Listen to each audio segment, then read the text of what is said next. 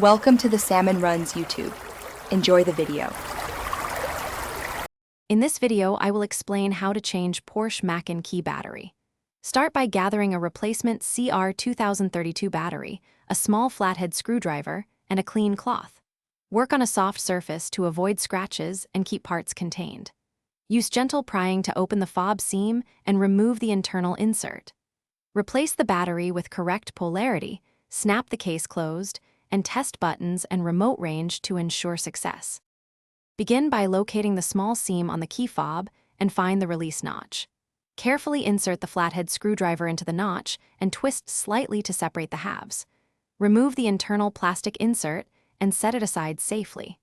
Lift out the battery using the screwdriver tip or fingertip, noting the positive side orientation. Replace with a new CR2032 battery facing the same direction and reassemble the fob halves gently. After replacing the battery, test all key functions at various distances to confirm range and responsiveness. If the remote does not work, reseat the battery and ensure the contacts are clean and free of corrosion. Check that the key blade still operates and that the car recognizes the fob by starting the engine. If problems persist, try a second new battery or consult a dealer for reprogramming or deeper diagnostics before driving. Thanks for watching.